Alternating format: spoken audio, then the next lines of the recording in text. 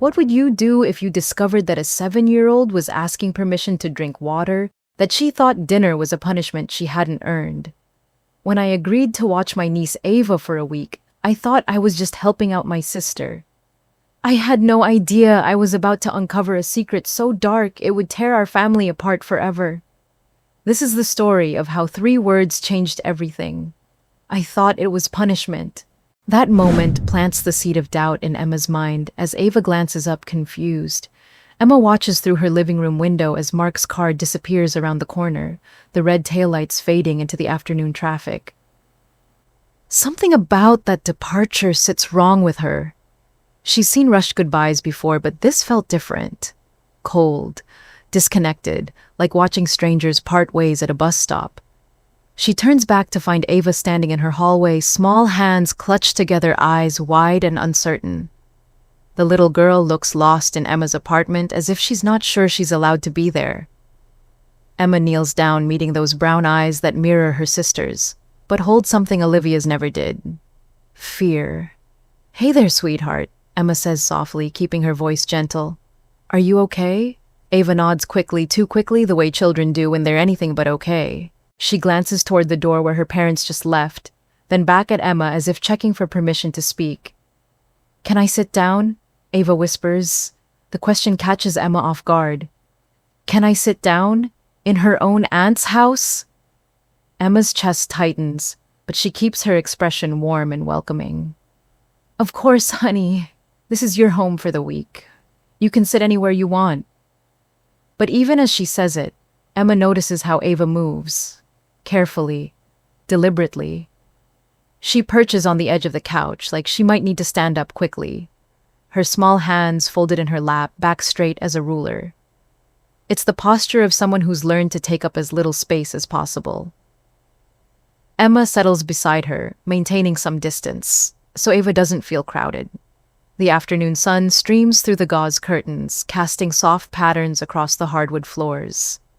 It should feel peaceful, this moment between aunt and niece. But there's an undercurrent Emma can't shake. "Are you hungry?" Emma asks. "I was thinking about making some grilled cheese sandwiches." Ava's eyes light up for just a moment before dimming again.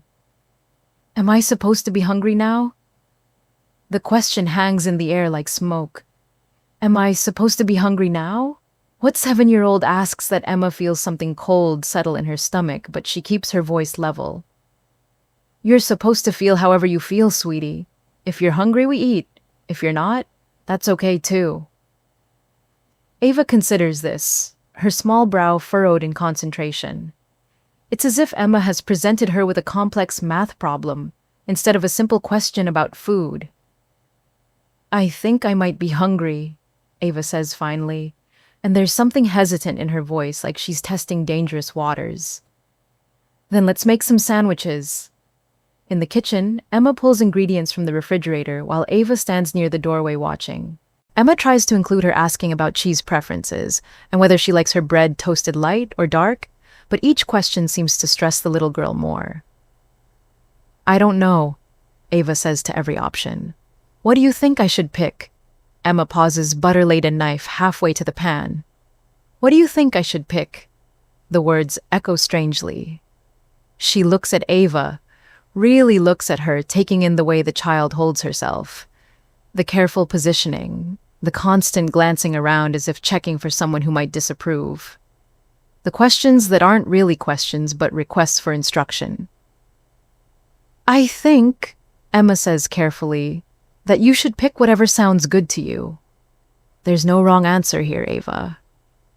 But Ava just stares at her with those wide, uncertain eyes, and Emma realizes that maybe in this little girl's world, there have been a lot of wrong answers. They eat their sandwiches in relative quiet, Ava taking small, measured bites, chewing thoroughly before swallowing. She keeps glancing at Emma as if seeking approval for each bite. When she finishes half the sandwich, she stops. "I'm done," she announces. "Are you full?" Emma asks. Ava hesitates. "I had enough." The distinction bothers Emma, though she can't quite put her finger on why.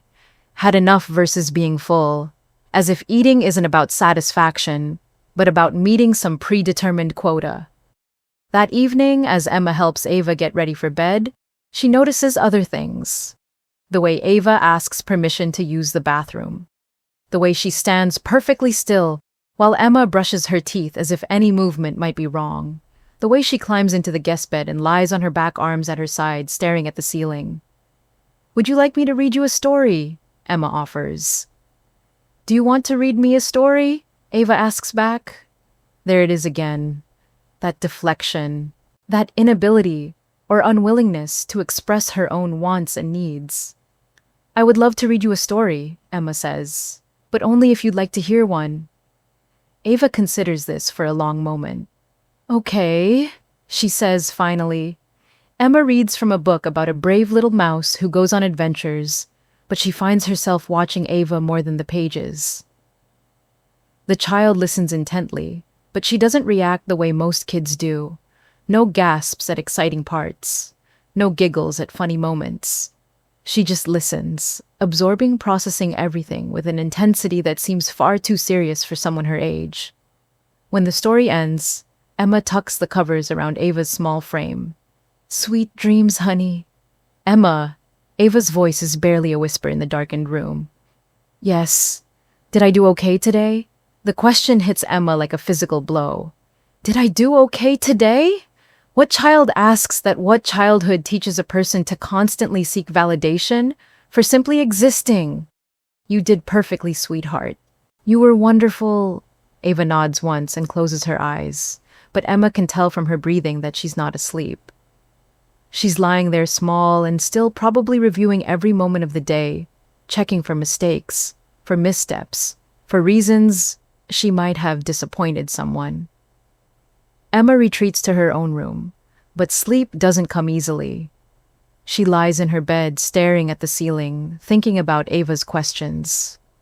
Am I supposed to be hungry now? What do you think I should pick? Did I do okay today?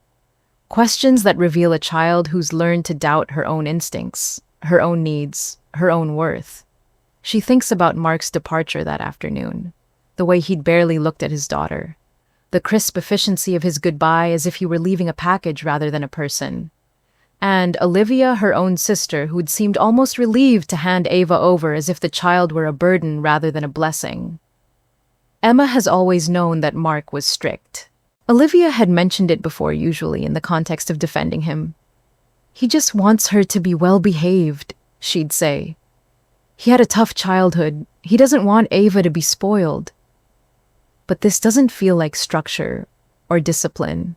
This feels like something else entirely. Something that's taught a 7-year-old to question whether she's allowed to feel hungry, whether she's permitted to make choices, whether her very existence is acceptable. Emma turns onto her side, pulling her blanket closer. Tomorrow, she decides she'll pay closer attention. She'll watch for the small things, the subtle signs, the spaces between words where truth might be hiding. Because something is wrong here. Something that makes a little girl ask permission to sit down in her aunt's house. Something that turns a child into a tiny, careful stranger who's learned to doubt everything about herself. Emma doesn't know what it is yet, but she knows this she's going to find out. For Ava's sake, she's going to pay attention to all the things that everyone else seems determined to overlook. As she finally drifts toward sleep, Emma makes a promise to herself and to the little girl sleeping down the hall. Whatever is happening here, whatever has made Ava so careful and small and afraid, she's going to get to the bottom of it. The morning light that will wake her in a few hours will bring new questions, new observations, new pieces of a puzzle that Emma is only beginning to understand. But tonight she falls asleep with a growing certainty that this week with Ava will change everything. She just doesn't know how much yet. His tone unsettles Emma even more. Emma stares at her phone for a moment after hanging up Mark's words echoing in her mind. Is she behaving over there? Not, how is she doing? Or is she having fun? But is she behaving? As if Ava were some kind of problem to be managed rather than a 7-year-old child on what should be a fun week with her aunt. She looks across the kitchen table where Ava sits still working on her pancakes with that same careful precision. Small bites, thorough chewing eyes, occasionally flicking up to Emma, as if checking for signs of disapproval. The child hasn't spoken since the phone rang, and Emma realizes that Ava had gone completely still, the moment she heard her father's voice, even through the phone speaker. "Everything okay, sweetheart?" Emma asks gently. Ava nods quickly, but her fork pauses halfway to her mouth. "Was that Daddy?" "Yes, he just wanted to check in." "Did I do something wrong?" The question hits Emma like a cold wave. "No, honey. You haven't done anything wrong. You've been perfect." But Ava doesn't look convinced. If anything, she looks more worried now, as if being called perfect might be its own kind of problem. She sets her fork down carefully, lining it up precisely next to her plate.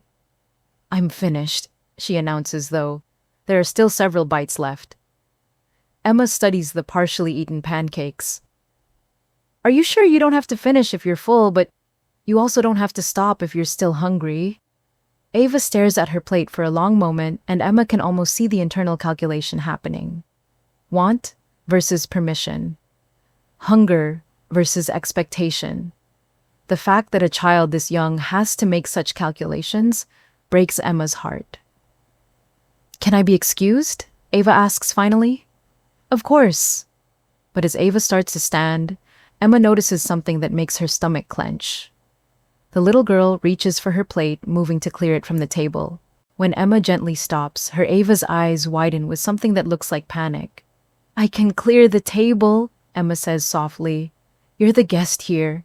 "But I should help," Ava insists, and there's an urgency in her voice that doesn't match the situation. "I always help. Always help." The words carry weight beyond their meaning. Emma watches as Ava's small hands tremble slightly, reaching again for the dishes with a determination that seems driven by fear rather than helpfulness. "Okay," Emma says carefully.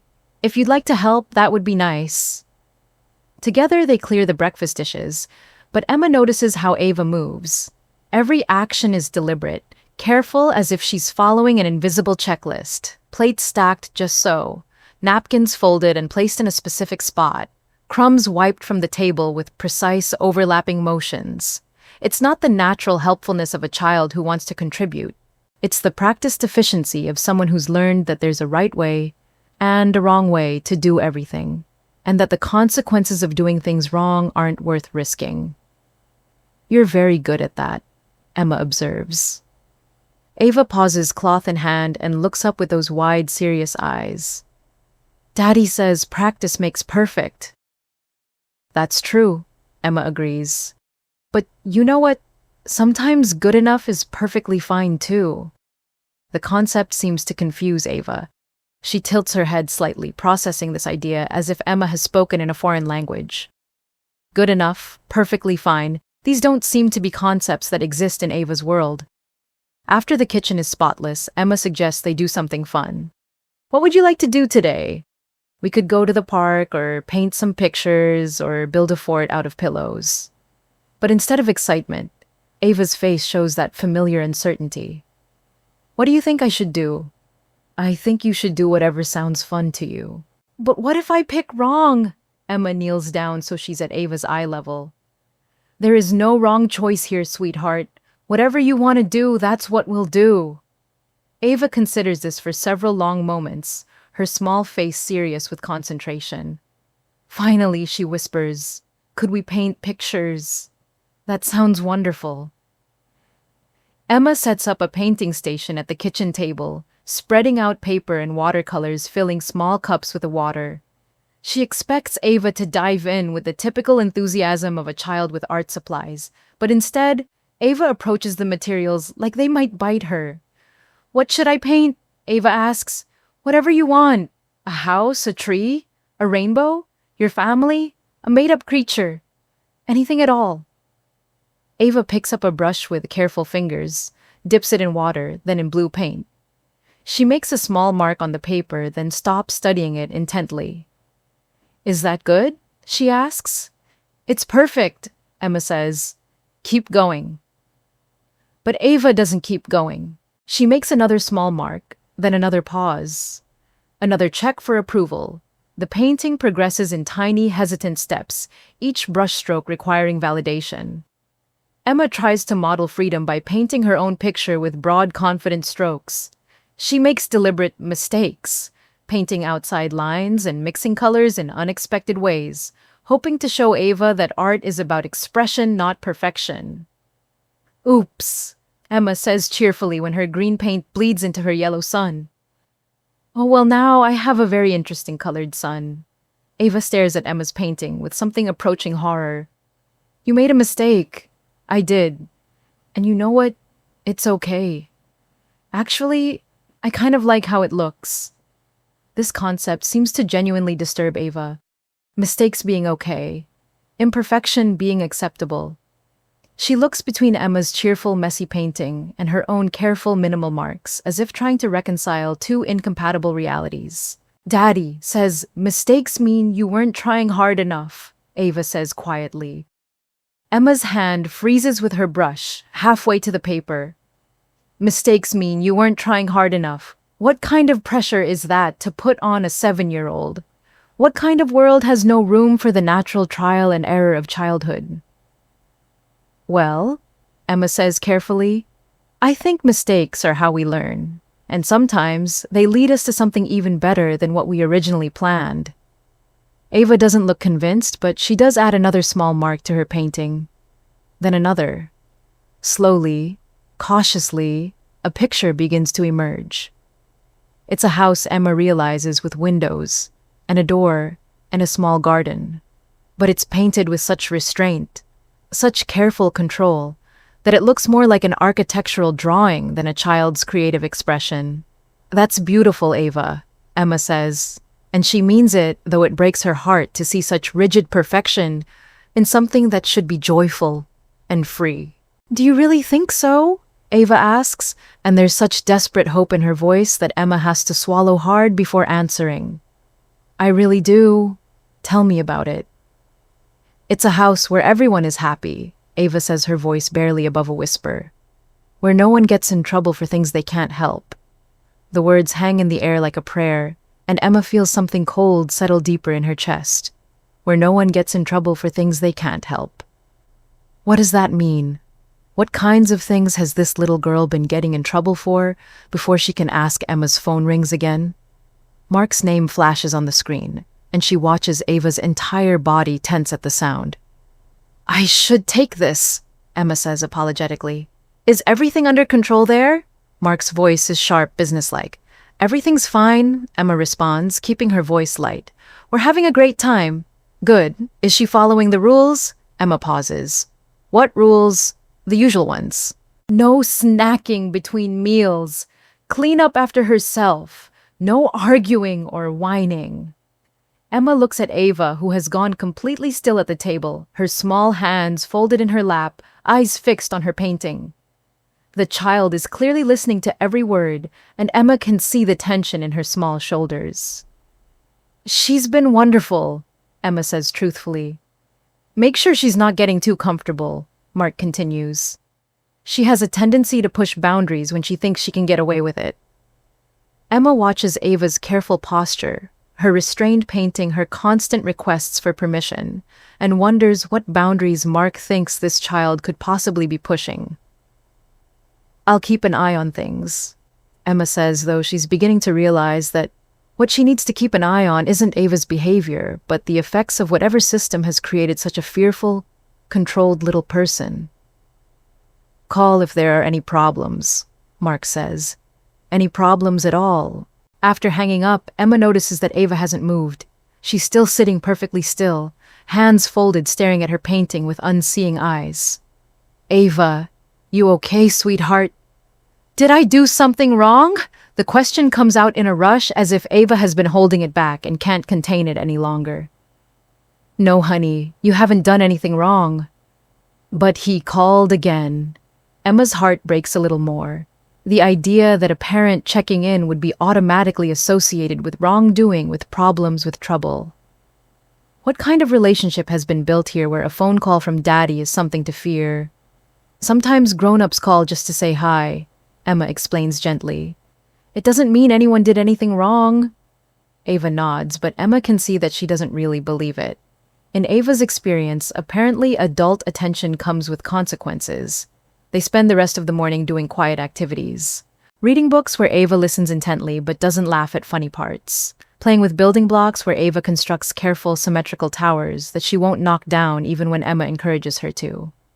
Watching a children's show where Ava sits perfectly still, hands in her lap, as if even relaxing might be against some unspoken rule. By lunchtime, Emma is beginning to see a pattern. Everything Ava does is filtered through an invisible system of rules and expectations. She doesn't act like a child exploring and enjoying the world around her. She acts like someone who's learned that safety lies in perfect compliance, that love comes with conditions, that her worth is measured by how little trouble she causes. As Emma prepares sandwiches for lunch, she finds herself studying every interaction, every response, every careful, controlled movement of this little girl who should be free to be messy and loud and imperfect and gloriously, wonderfully childlike.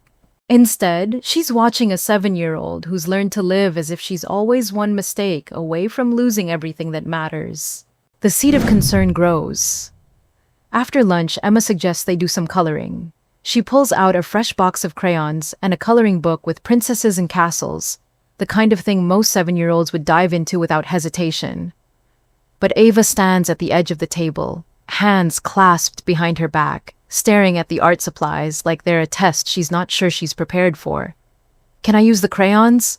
Ava asks, her voice so quiet Emma almost misses it. "Of course you can," Emma says, but something about the question bothers her. The formality of it, the way Ava asked permission rather than simply reaching for what she wanted. Ava approaches the crayons, carefully selecting a blue one with the same deliberation someone might use when choosing a diamond. She colors with tiny, controlled strokes, staying meticulously within the lines, pausing frequently to make sure she's doing it right. Emma tries to color alongside her, deliberately making bold, sweeping marks, letting her purple crayon wander outside the lines of a flower. She hopes to model that coloring can be fun and free. But Ava watches with that same worried expression she'd had during painting. "It's okay to color outside the lines sometimes," Emma suggests gently. "But that's not how you're supposed to do it," Ava responds, and there's something almost panicked in her voice, as if Emma has suggested breaking a fundamental law of nature. 20 minutes later, when Ava has colored exactly one small section of a princess's dress in perfect even strokes, she sets down her crayon and looks up expectantly. "I'm done," she announces. "Already. Did you have fun?" Ava nods, but Emma notices she hasn't actually answered the question about fun. She's confirmed that she's completed the task, done what was expected, but fun doesn't seem to factor into the equation. "Would you like to keep coloring, or maybe we could do something else?" "What should I do next?" Ava asks. Emma is beginning to recognize this pattern. Every choice, every decision, every moment of the day filtered through someone else's expectations. She remembers being 7 years old herself, demanding to color with the green crayon when everyone else was using blue, insisting on drawing houses that looked more like abstract art than actual buildings. The beautiful, chaotic self-expression of childhood. Ava doesn't seem to have that. Every move is calculated, careful, seeking approval. "How about you tell me what sounds fun to you?" Ava considers this with the seriousness of a judge deliberating a verdict. "Could I play with dolls?" The tentative way she asks makes Emma's chest tight. "Could I?" Not, "I want to," or "let's play with dolls," but "could I?" as if playing is a privilege that might be denied. "Absolutely," Emma says. "I think I have some dolls in the guest room closet from when I was little." Emma retrieves a box of old Barbies and accessories, setting them out on the living room floor. Most kids would immediately start creating stories, voices elaborate scenarios. Ava approaches the dolls like an archaeologist examining artifacts. "Can I touch them?" she asks. Emma pauses in arranging the tiny furniture. "Honey, of course you can touch them. They're for playing with." But even with permission granted, Ava handles the dolls with extreme care, as if they might break, or as if she might somehow play with them incorrectly. She sets up little scenes, then stops and looks at Emma for approval before continuing. "This is how I think they should sit for dinner," Ava says, arranging 2 dolls at a tiny table with microscopic precision. "That looks perfect," Emma says. "What do you think they're talking about?" Ava thinks for a moment. They're being very good and quiet, so no one gets upset with them. The words hit Emma like a physical blow. Even in play, even in imagination, Ava's dolls are focused on being good and quiet, so no one gets upset.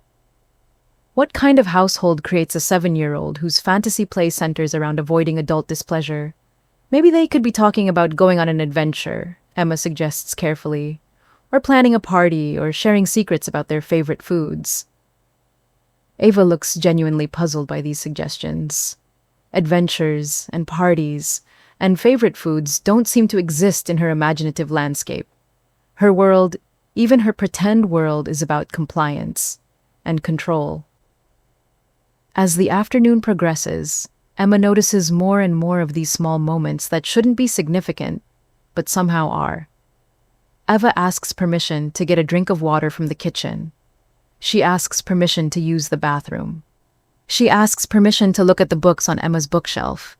Each request is polite, quiet, almost apologetic, as if existing in space, having basic human needs, exploring her environment, are all privileges that might be revoked if she doesn't ask nicely enough. Emma tries responding with variations of, "You don't need to ask permission for that," but it doesn't seem to register.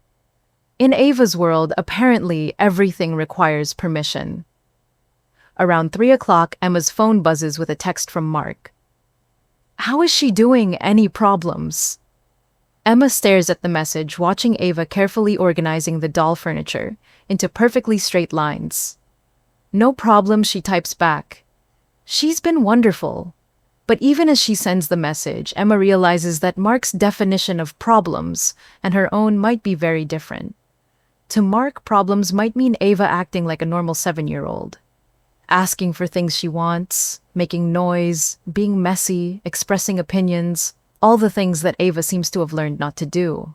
That's when the memory hits her. A flash of something she'd dismissed at the time, but now feels significant. Last Christmas, when the whole family was together at their parents' house. Emma had been in the kitchen helping with dinner when she'd overheard Olivia and Mark talking in the next room. She should respect you more, Olivia had been saying, her voice low but carrying through the thin walls. She's getting too comfortable asking for things. I know, Mark had replied. She needs to learn that the world doesn't revolve around her wants. At the time, Emma had assumed they were talking about typical parenting challenges, setting boundaries, teaching consideration for others. But now, watching Ava ask permission to breathe those words take on a darker meaning. Too comfortable asking for things, as if a child expressing needs and desires were somehow problematic, as if wanting something, anything, were a character flaw to be corrected. Emma remembers other fragments now. Olivia mentioning how good Ava was getting, how she hardly ever complains anymore. Mark talking about the importance of children learning their place. Comments that had seemed like normal parental discussions at the time, but now feel like pieces of a disturbing puzzle. Later that afternoon, Emma suggests they call Mark and Olivia to check in. She thinks maybe hearing her parents' voices will help Ava relax, seem less worried about doing everything perfectly. But when Mark answers the video call, Emma watches Ava's entire body language change. The little girl sits up straighter, folds her hands in her lap, and puts on what can only be described as a performance of perfect behavior.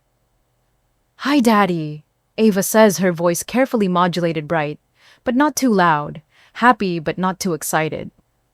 "Are you being good for Emma?" Mark asks immediately. Not, "Are you having fun?" or "What did you do today?" but "Are you being good?" "Yes, Daddy." No whining or complaining. "No, Daddy." Emma watches this interaction with growing unease.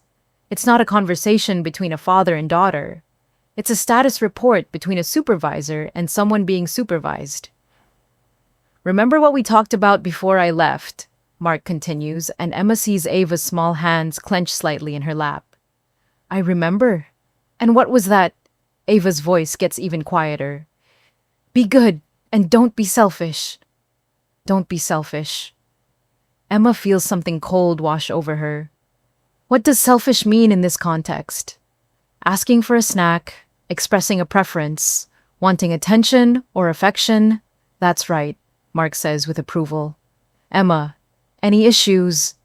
None at all, Emma manages to say, though her throat feels tight. She's been absolutely perfect. Good. Make sure it stays that way. After the call ends, Ava remains in that same rigid posture for several long minutes, as if she's afraid that relaxing might somehow reach through the phone and disappoint her father. Are you okay, sweetheart? Emma asks gently. Did I do good on the phone? Ava asks, and there's such anxiety in her voice that Emma has to force herself to speak normally. You did great, but you know what?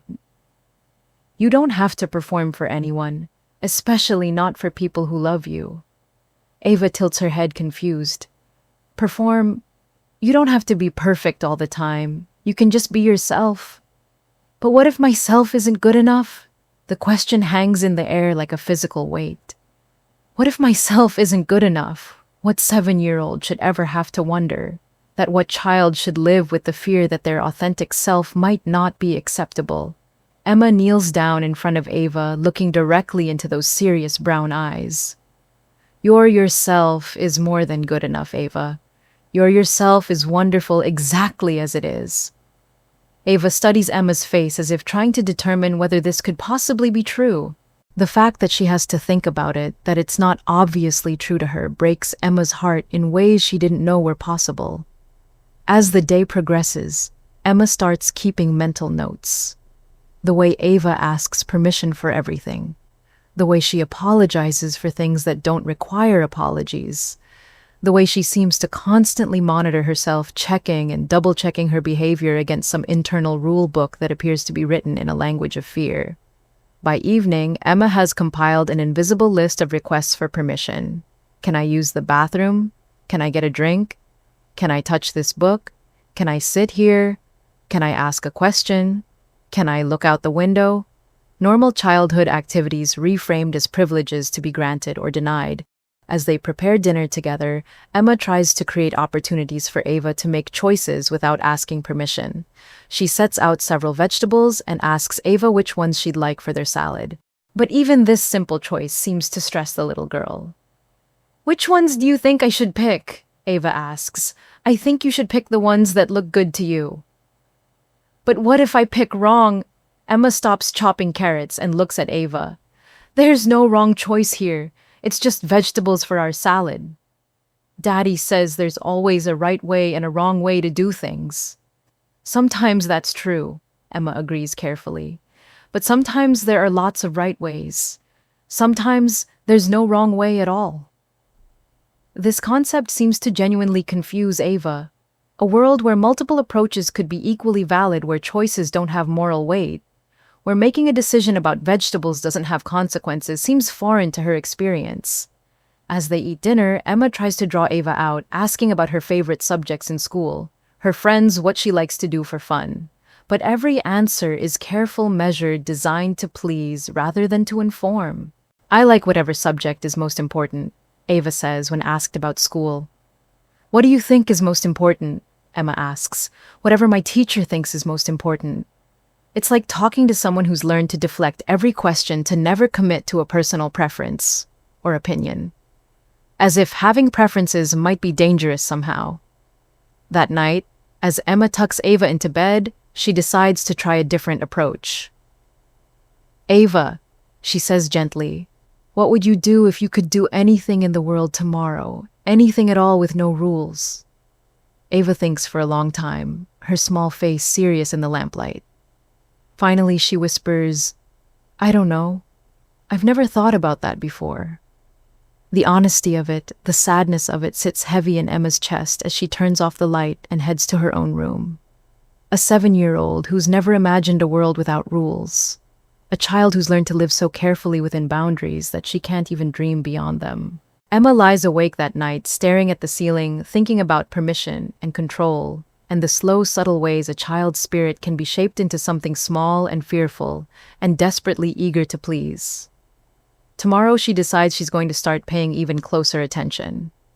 Because what she's seeing isn't just strict parenting or high expectations. It's something else entirely. Something that's teaching a little girl that her own wants and needs and basic humanity are problems to be managed rather than gifts to be celebrated. The weight of silence broken. For a moment, the world feels different. Emma holds Ava as the little girl's body shakes with sobs that seem to come from somewhere deep and buried tears that have been held back for far too long. The dam has finally cracked, and everything Ava has been carrying is pouring out in broken whispers and trembling breaths. I thought it was punishment, Ava repeats through her tears, her small hands clutching at Emma's sweater like she's afraid of drowning. I thought you were mad at me. Emma's own eyes fill as she strokes Ava's hair, trying to understand how a 7-year-old could interpret being offered dinner as punishment. Oh, sweetheart, no, I could never be mad at you. The stew is because I wanted to make you something special. But I didn't ask permission first, Ava hiccups. I saw you cooking and I didn't ask if I was allowed to eat it. And then you made so much food, and I thought maybe I wasn't supposed to have any because I didn't earn it.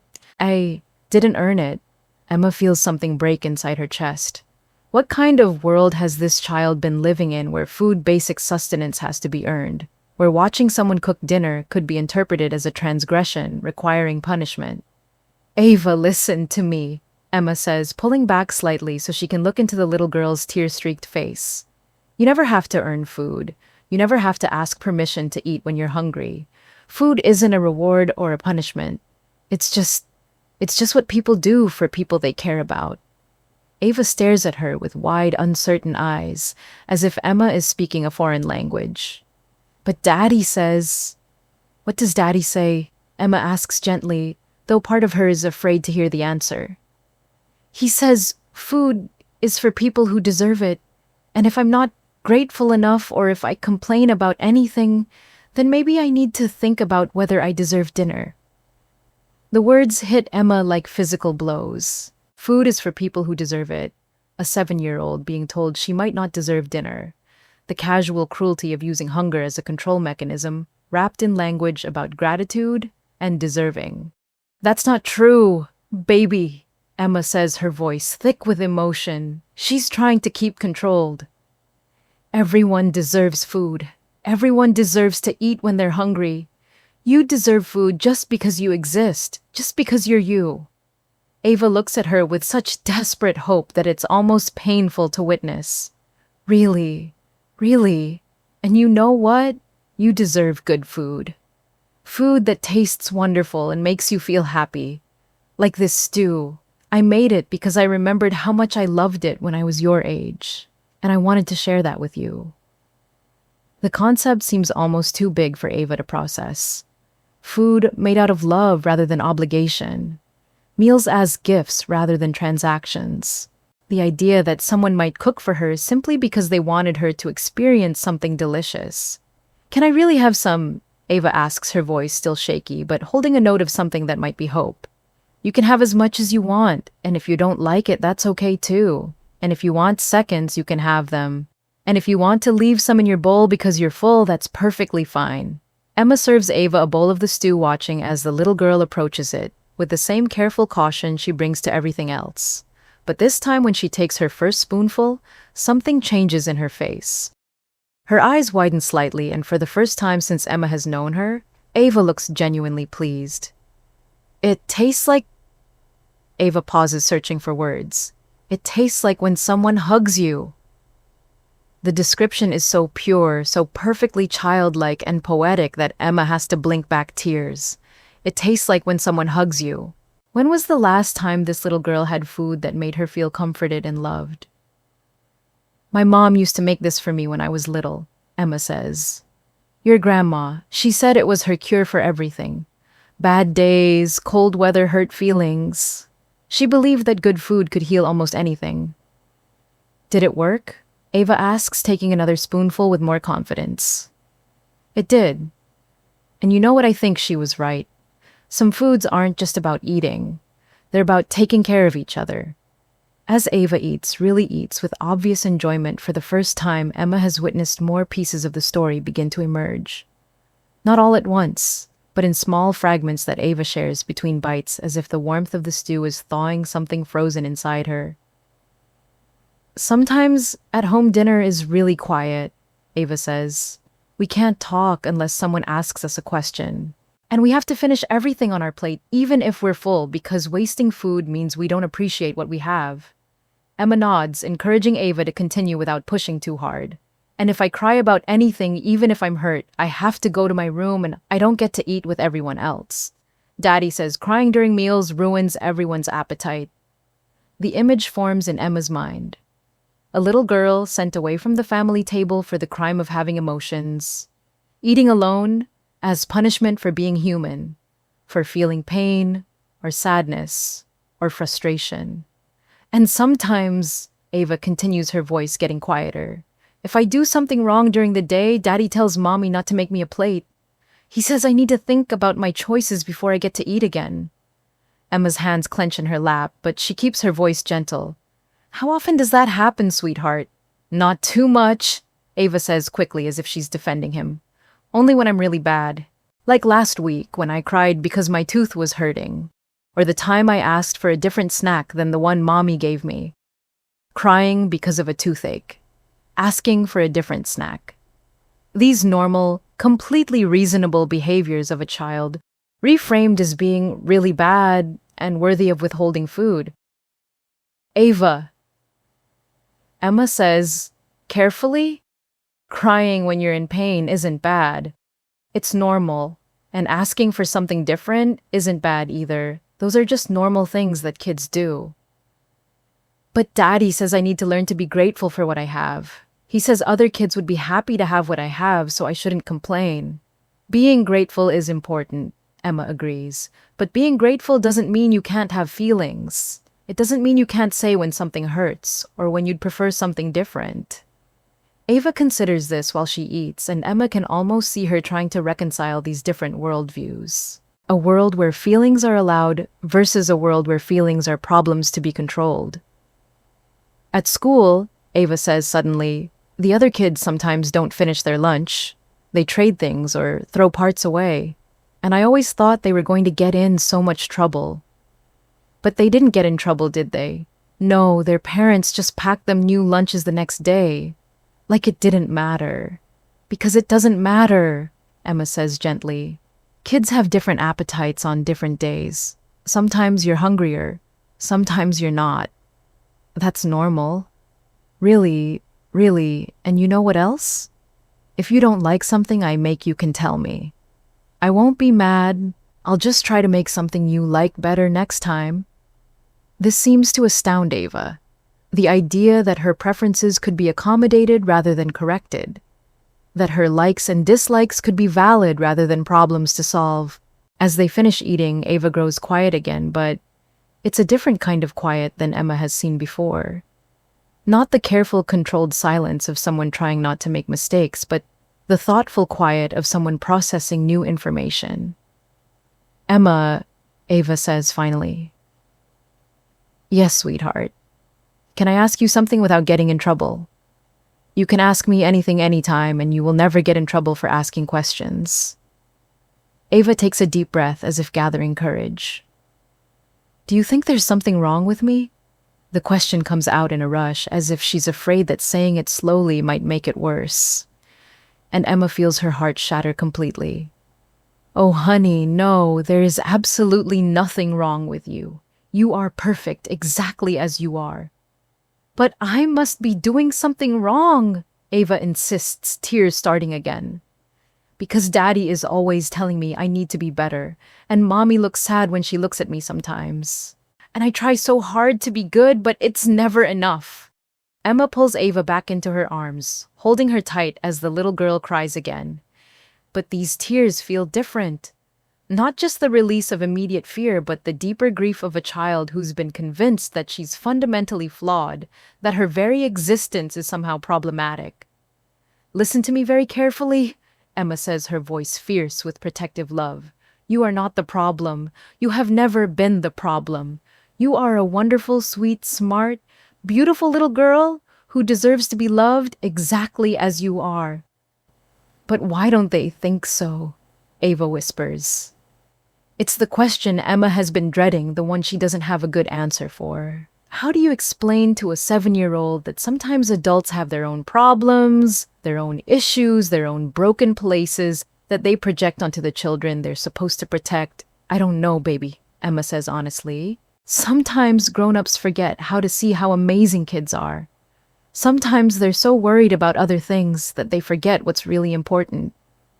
What's really important, you are.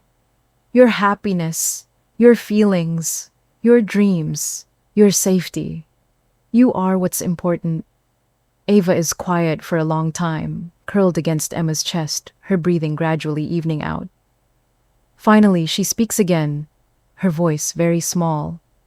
I wish I could stay here forever. The words are like a knife to Emma's heart. Why? Because here I don't have to be perfect. Here I can just be me. Emma closes her eyes, holding this precious little girl who's learned to hide herself away, who's been taught that her authentic self isn't acceptable, who's discovered for the first time that love doesn't have to be earned through perfect behavior. You can always be yourself here, Emma whispers. Always. As they sit together in the evening light, the empty stew bowls forgotten on the table, Emma makes a silent promise.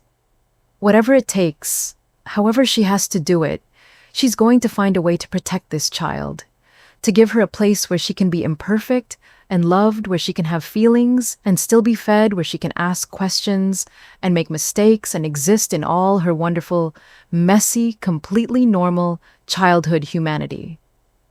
The breaking point wasn't just Ava's tears. It was Emma's realization that she can't send this little girl back into a world where food is conditional, where love comes with terms, and conditions where a child's basic needs are used as weapons of control. Something has to change. And as Emma holds Ava close, feeling the little girl's breathing slow into something approaching peace, she knows that change has to start now. A sense of community converging. The morning light feels different now. Emma sits across from Ava at the breakfast table watching the little girl eat pancakes with an appetite she's never shown before. But underneath the relief of seeing Ava enjoy her food, Emma carries the weight of what she learned last night, the casual cruelty disguised as discipline, the systematic breaking down of a child's sense of self-worth. Emma, Ava's voice is soft, tentative, but there's something new in it, a tiny spark of trust that wasn't there before. What is it, sweetheart? Ava sets down her fork and looks directly at Emma, a moment of eye contact that feels significant after days of averted gazes and downcast looks. Can I tell you something else? Something I wasn't supposed to tell anyone. Emma's pulse quickens, but she keeps her voice calm and encouraging. You can tell me anything. Nothing you say will get you in trouble with me. Ava takes a shaky breath. Sometimes, when I don't eat all my dinner, Daddy makes me sit at the table until bedtime. Even if everyone else is done, even if I'm really full. He says if I don't appreciate food, I need to think about it until I do. Emma's coffee cup trembles slightly in her hands, but she forces herself to remain composed. How long do you have to sit there? Sometimes 2 hours, sometimes more, and I can't get up to use the bathroom or get water or anything. Mommy walks by sometimes, but she doesn't look at me. Daddy says she agrees with him that I need to learn. The image forms in Emma's mind. A small child forced to sit alone at an empty table for hours, isolated from her family, as punishment for having normal appetite limits. The psychological torture of it dressed up as a lesson in gratitude. And last month? Ava continues, her voice getting smaller. When I cried because I didn't want to eat the fish because it tasted bad, Daddy said I was being ungrateful and spoiled. He said maybe if I went to bed without dinner a few times, I'd learn to appreciate what I have. A few times, Emma asks, though she's not sure she wants to hear the answer. 3 nights. Mommy brought me water, but she said Daddy was right that I needed to learn. She said some kids don't have any food at all, so I should be grateful. Emma sets down her coffee cup carefully, afraid her hands might shake enough to spill it. 3 nights. A 7-year-old sent to bed, hungry for 3 consecutive nights because she didn't like the taste of fish. The casual withholding of basic sustenance as a teaching tool. Ava, Emma says, her voice very gentle but very clear. That's not okay. That's not normal. Parents are supposed to make sure their children have enough food even when they're upset with them. But what if I was being spoiled? Ava asks, and there's genuine confusion in her voice. What if I really did need to learn? Honey, not liking the taste of something isn't spoiled. It's just having taste preferences. All kids have foods they don't like. All people have foods they don't like. Really, really. And even if a child is being difficult about food, parents don't solve that by taking food away. They find other solutions. Ava absorbs this information with the same serious concentration she brings to everything else, but Emma can see the wheels turning. The slow recognition that maybe her normal isn't actually normal. Emma, Ava says after a long moment. Yes. What would happen if I told other people about this? Like my teacher or something? The question hangs in the air, loaded with possibility and danger. Emma realizes that Ava is testing the waters, trying to understand if there's a world beyond her current situation. Well, Emma says carefully, there are people whose job it is to make sure kids are safe and taken care of. If someone was worried about a child, they might want to help. Would I get in trouble? No, baby, you would never get in trouble for telling the truth about what happens to you. Ava nods slowly, processing this.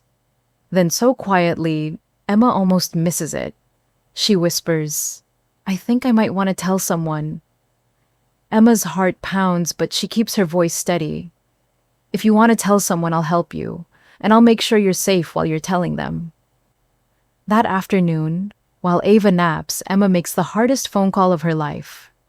Her hands shake as she dials the number for Child Protective Services, and her voice catches as she explains the situation to the intake worker. I need to report concerns about the welfare of my 7-year-old niece. She begins and then lays out everything she's observed and everything Ava has told her. The worker is professional, thorough, asking detailed questions about specific incidents, timeline, and evidence. Emma finds herself grateful for Ava's precise recollections, her ability to provide specific details about dates and circumstances. We'll need to conduct an investigation, the worker explains. Can the child remain with you during this process? Yes, Emma says without hesitation. Absolutely yes. After hanging up, Emma sits in her kitchen staring at her phone, knowing that this call has just changed everything. There's no going back now, no pretending that what she's witnessed can be explained away or managed quietly within the family. An hour later, her phone rings. It's her younger brother Liam calling from his law office across town. Hey, Em, what's up? You sounded weird in your text. Emma takes a deep breath. I need to talk to you about something serious. Can you come over? Of course, give me 20 minutes. When Liam arrives, Emma can see the concern on his face before he even sits down. As a family law attorney, he's developed an instinct for recognizing crisis situations. Tell me what's going on, he says, settling into Emma's living room chair. Emma explains everything, watching Liam's expression grow more serious with each detail. When she mentions the food withholding, his jaw tightens. When she describes Ava's constant need for permission, his hands clench. Jesus, Emma, he says when she finishes. This isn't discipline. This is psychological abuse. Hearing it stated so clearly, so professionally, hits Emma like a physical blow. Abuse. The word she's been dancing around, the reality she's been trying not to name. I called CPS this afternoon, she says. They're opening an investigation. Liam nods approvingly. Good, that was the right call, but Emma, you need to be prepared for this to get complicated fast. What do you mean, Mark and Olivia are going to fight this? They're going to claim that you're overreacting, that you're interfering in their parenting, that Ava is lying or confused. They're going to try to paint you as the problem. Emma feels a chill of fear. Can they take her back? Not immediately. CPS will want to complete their investigation first. But depending on what they find, there could be court proceedings, custody battles. This could get ugly. I don't care, Emma says, surprised by the fierce certainty in her own voice. I don't care how ugly it gets. That little girl is not going back into that house. If I can prevent it. Liam studies his sister's face, seeing something there that he recognizes from his own work, with desperate parents fighting for their children. You're serious about this. You're prepared to fight for custody if it comes to that. I'm prepared to do whatever it takes. Liam nods slowly. Then you're going to need legal representation. I can't represent you myself because of the family conflict, but I know people who specialize in this kind of case. He pulls out his phone and starts scrolling through contacts. There's a woman named Sarah Chen who's brilliant with child welfare cases. She's tough but compassionate, and she doesn't back down from difficult fights. Can you call her? I'll call her tonight. But Emma, I want you to understand what you're potentially signing up for. This could take months, it could be expensive, it could tear the family apart. Emma thinks about Ava's careful questions, her constant fear, her surprise at being allowed to have preferences. She thinks about a little girl who asks permission to drink water and apologizes for having feelings. The family's already torn apart, she says quietly. It's just that some of us didn't realize it yet. That evening, as they're eating dinner, Ava seems to sense the change in the atmosphere. She's more talkative than usual, asking questions about Emma's job, about the apartment, about normal things that normal 7-year-olds are curious about. Emma, she says as they're clearing the dishes. Yes, sweetheart. Are Mommy and Daddy coming back tomorrow? Emma pauses, dish towel in hand. Not tomorrow, no, but we might have some visitors tomorrow. Some people who want to make sure you're okay. What kind of people? People whose job it is to help kids. They might want to ask you some questions about home, about how things are there. Ava's face goes through a series of expressions.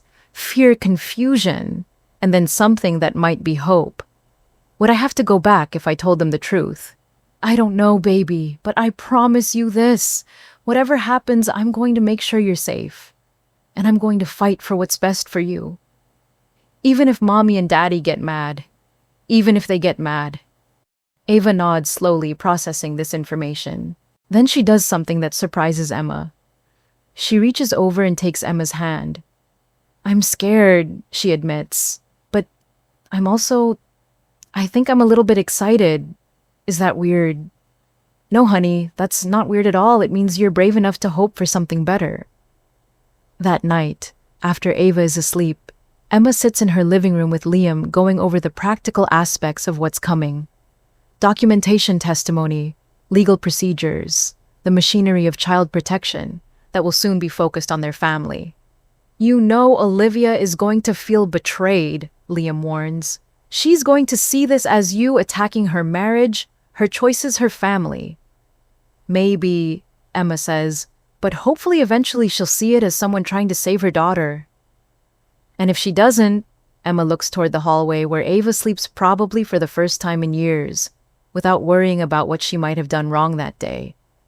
Then that's a price I'm willing to pay. Liam reaches over and squeezes his sister's shoulder. You're doing the right thing, Em. It's going to be hard, but you're doing the right thing. As he leaves, Emma stands at her window looking out at the city lights and thinking about all the children who might be lying awake right now, wondering if they deserve dinner, if they're allowed to have feelings, if their existence is acceptable to the adults who are supposed to protect them. Tomorrow, the real fight begins. But tonight, for the first time in probably years, Ava is sleeping safely in a place where she doesn't have to earn her next meal, where she doesn't have to apologize for being human, where she can be imperfect and still be loved. And that Emma realizes is worth fighting for. It's worth everything. The family redefined not by blood, but by love. The doorbell rings at exactly 9:30 in the morning, sharp and insistent. Emma checks the peephole and sees what she expected: Mark and Olivia 3 days early from their Seattle trip, their faces tight with anger and determination. Behind them, she can see 2 vehicles parked at the curb. The CPS workers have arrived at the same time, as if this confrontation was destined to happen all at once. Emma takes a deep breath and opens the door. Mark pushes past her without invitation, his eyes scanning the apartment like he's looking for evidence of wrongdoing. Where is she? He demands. She's safe, Emma says, positioning herself between Mark and the hallway where Ava is quietly playing in the guest room. Don't play games with me, Emma. Mark's voice has an edge she's never heard before, cold and threatening. Get Ava, we're leaving now. Actually, comes a calm voice from behind them. That's not going to happen just yet. Everyone turns to see two CPS workers approaching the door. Their badges visible, their expressions professional, but serious. Behind them, Emma catches sight of Liam getting out of his car, his phone already recording the scene. Mr. and Mrs. Henderson, the lead CPS worker, a woman in her 40s with kind eyes but a no-nonsense demeanor, steps forward. I'm Sarah Martinez with Child Protective Services. We need to speak with you about some concerns that have been raised about your daughter's welfare. Mark's face goes through a series of expressions, from confusion to recognition to fury. This is ridiculous, Emma. What the hell did you do? I did what I had to do, Emma says quietly. Olivia speaks for the first time, her voice shaky but angry. Emma, how could you? She's our daughter. You had no right. I had every right to protect a child who was being hurt. Hurt, Mark's voice rises. Ava isn't hurt. She's disciplined. She's being raised with structure and respect, something you clearly don't understand. The CPS worker holds up a hand. Mr. Henderson, we're going to need to speak with Ava privately, and then we'll need to discuss some specific allegations that have been made. What allegations, Olivia demands, but there's something in her voice that suggests she already knows. Withholding food as punishment, emotional abuse, creating an environment of fear and excessive control. Sarah Martinez's voice is calm and factual, but each word hits like a hammer blow. Mark's face darkens. That's insane! Emma has poisoned Ava against us. She's turned our daughter into a liar. Daddy, everyone turns. Ava has appeared in the hallway, drawn by the raised voices. She looks small and frightened, but there's something different about her posture. She's not immediately cowering or apologizing. She's standing her ground, even though Emma can see her hands trembling. Ava, sweetheart, come here, Mark says, his voice immediately shifting to the controlled tone Emma has learned to recognize.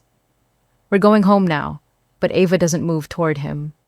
Instead, she looks at Emma, then at the CPS workers, then back at her father.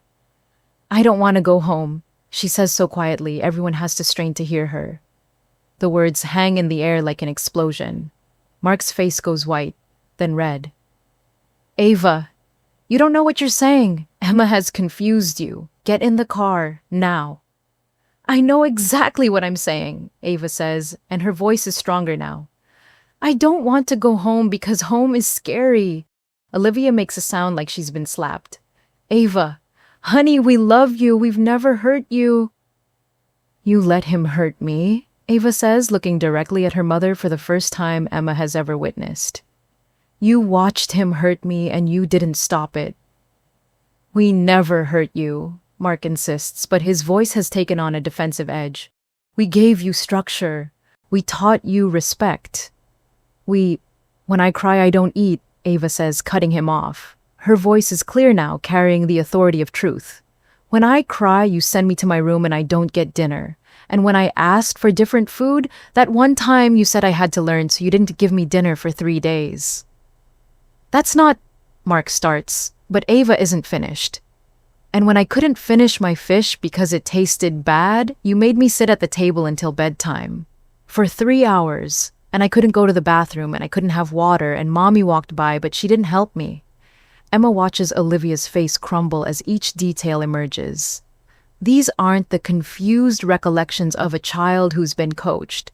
These are the precise, painful memories of someone who's lived through systematic emotional abuse. And last week, Ava continues, her voice shaking but determined, when my tooth hurt and I cried, you said I was being dramatic and I had to go to my room. And you locked the door from the outside so I couldn't come out until morning. You locked her in. Emma's voice comes out strangled. The CPS worker steps forward. Mr. Henderson, is this true? It's not what it sounds like, Mark says, but he's clearly rattled.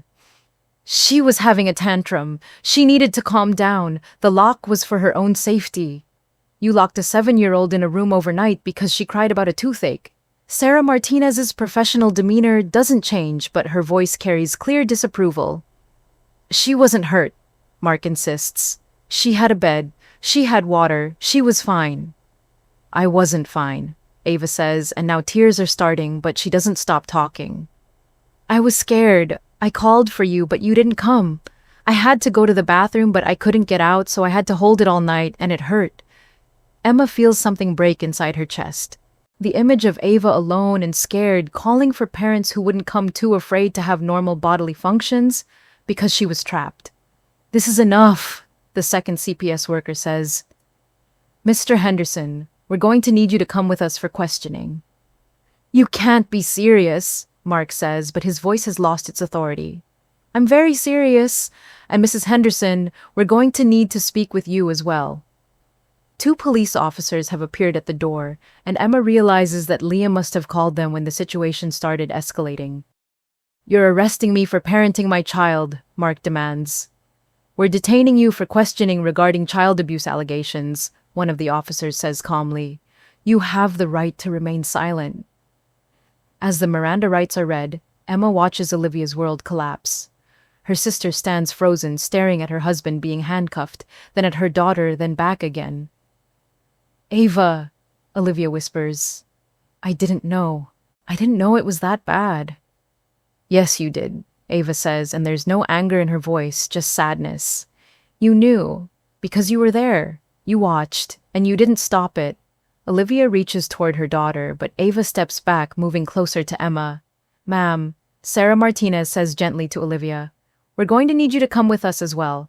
Ava will remain with her aunt, pending our investigation. For how long? Olivia asks. That depends on what our investigation reveals. As Mark is led away in handcuffs, he turns back one last time.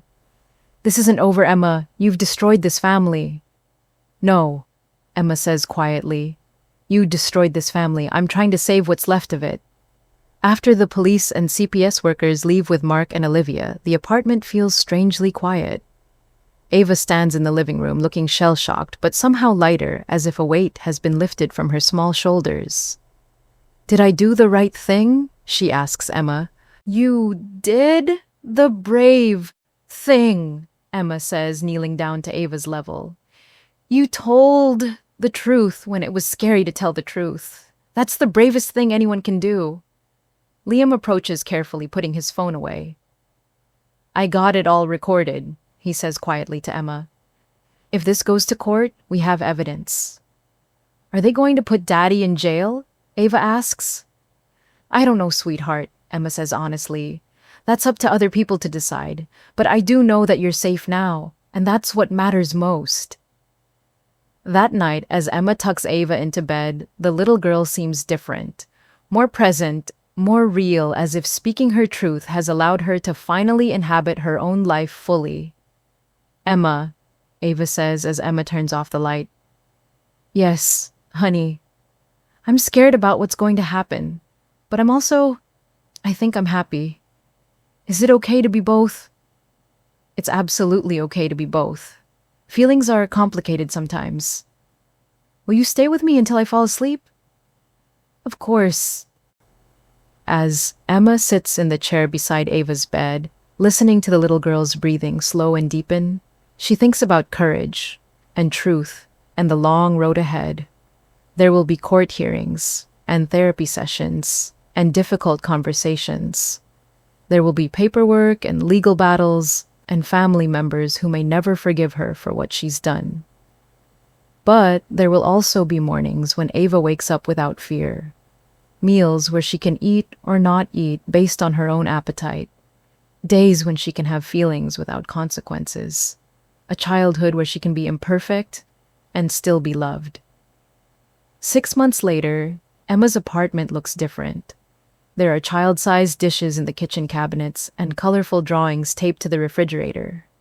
There's a bookshelf in the living room filled with children's books and a corner dedicated to art supplies that actually get used messily and joyfully. Ava, now 8 years old, sits at the breakfast table eating pancakes and chattering about her upcoming school science fair project. Her voice is animated, confident, full of the natural enthusiasm of a child who's learned she's allowed to have interests and opinions. "And then we're going to build a volcano that actually erupts," she says excitedly. "Mrs. Johnson says it's going to be awesome." "That sounds amazing," Emma says, genuinely delighted by Ava's excitement.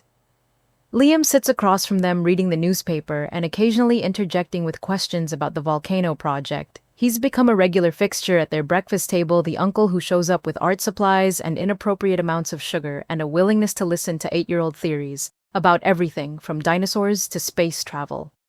The legal proceedings had taken 4 months to resolve. Mark had eventually accepted a plea agreement that included mandatory therapy and supervised visitation only.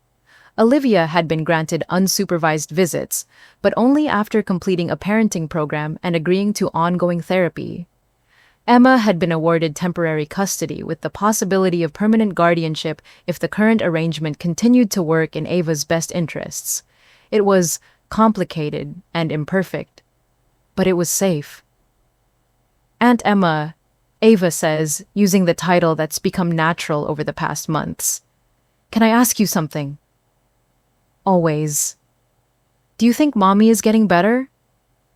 It's a question Ava asks periodically, usually after her weekly visits with Olivia. The visits that are slowly, carefully rebuilding a relationship between mother and daughter, supervised by a social worker and guided by family therapy sessions. "I think Mommy is trying very hard to understand how to be a better mom," Emma says carefully. "And I think she loves you very much. Sometimes love isn't enough if people don't know how to show it in healthy ways, but I think she's learning." Ava nods thoughtfully. At 8, she's developing an understanding of the complexities of human relationships that's both heartbreaking and inspiring. "I love her too," Ava says, "but I'm glad I live here with you." "I'm glad too, sweetheart." As they finish breakfast and prepare for the day, Emma reflects on how profoundly her life has changed. She's gone from being an aunt who saw her niece occasionally to being a primary caregiver, an advocate, a person responsible for helping heal the damage that was done to a child who deserved so much better. It's harder than she expected and more rewarding than she could have imagined. There are still moments when Ava asks permission for things she shouldn't need permission for, still days when she apologizes for having normal human needs. Still times when the old patterns of fear and control surface.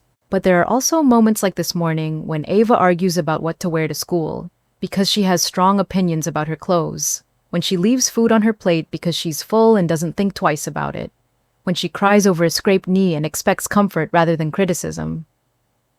"Ready for school?" Emma asks as Ava gathers her backpack. "Ready," Ava says, then pauses at the door.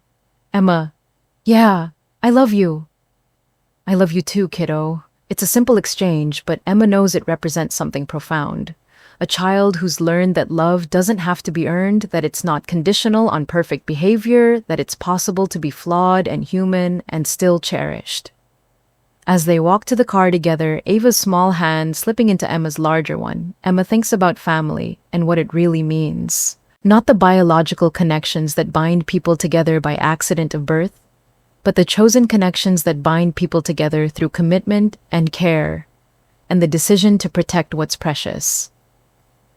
Ava chatters about her day ahead, about friends and teachers and playground politics, and Emma listens with the attention of someone who knows that a child's voice matters, that a child's experiences are valid, that a child's happiness is worth fighting for.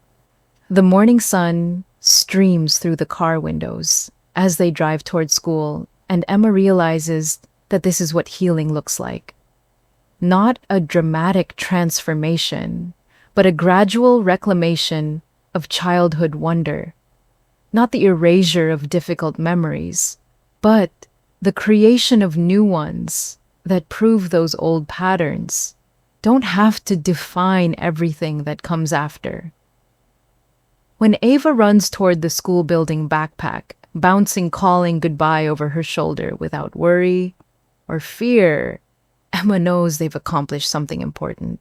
They've proven that it's possible to break cycles, to choose love over control, to create safety where there was once fear.